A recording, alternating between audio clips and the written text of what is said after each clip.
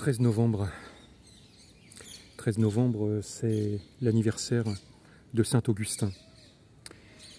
De son nom latin, Aurelius Augustinus.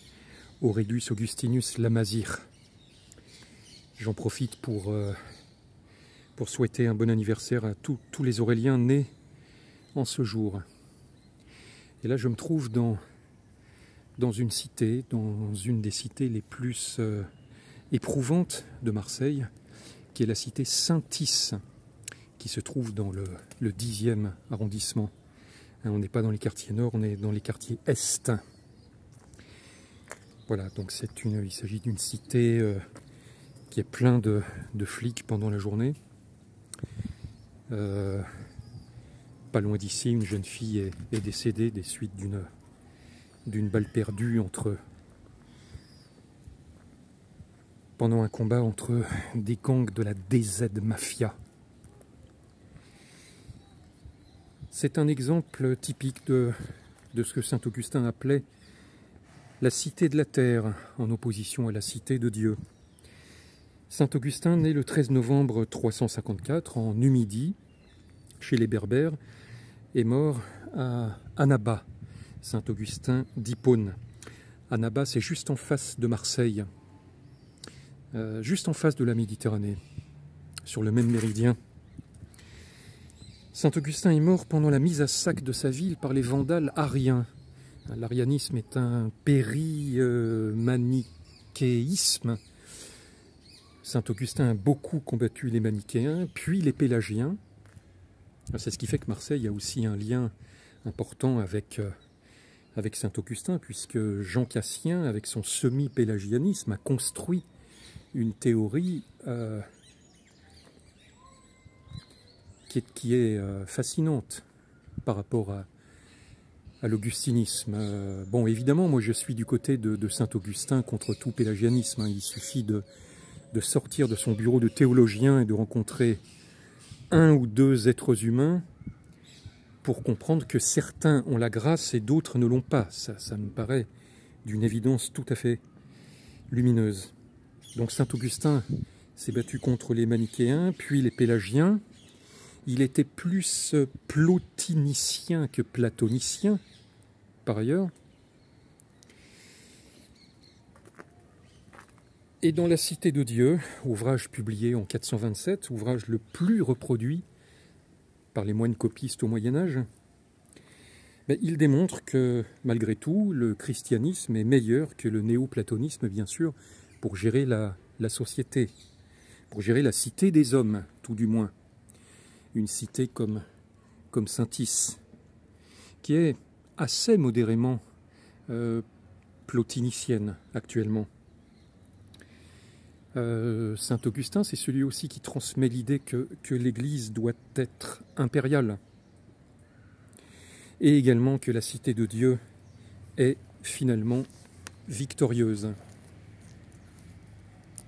Alors la cité de Dieu, opposée à la cité des hommes, c'est un ouvrage absolument splendide, définitif, impérial lui aussi, qui contient 22 livres, 22 chapitres.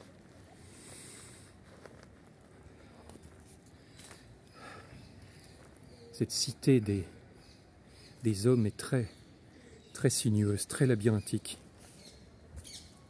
J'en lirai la fin. La fin, pardon, du livre 14e. Deux amours ont donc bâti deux cités. L'amour de soi jusqu'au mépris de Dieu, la cité de la terre. L'amour de Dieu jusqu'au mépris de soi, la cité de Dieu. L'une se glorifie en soi et l'autre dans le Seigneur. L'une demande sa gloire aux hommes, l'autre met sa gloire la plus chère en Dieu, témoin de sa conscience.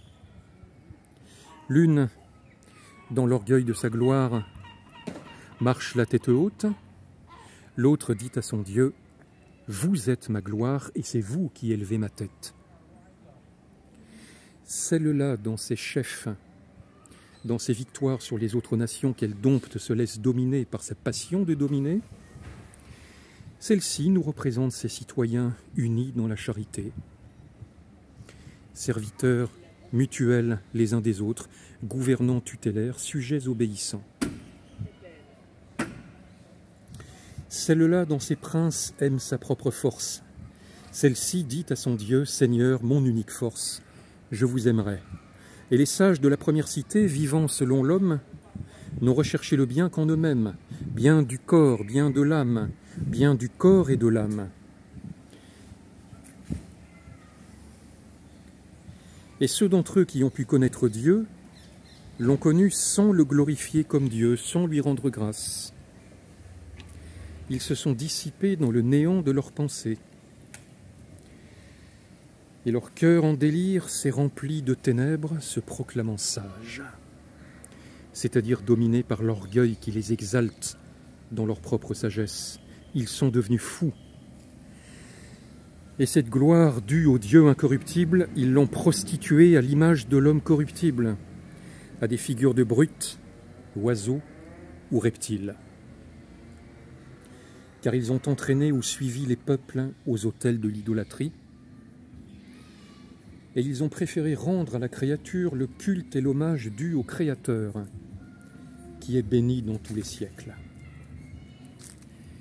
Au sein de la cité divine, l'unique sagesse de l'homme est la piété, qui fonde le culte légitime du vrai Dieu, et en assure la récompense dans la société des saints, où les hommes sont réunis aux anges, afin que Dieu soit tout en tous.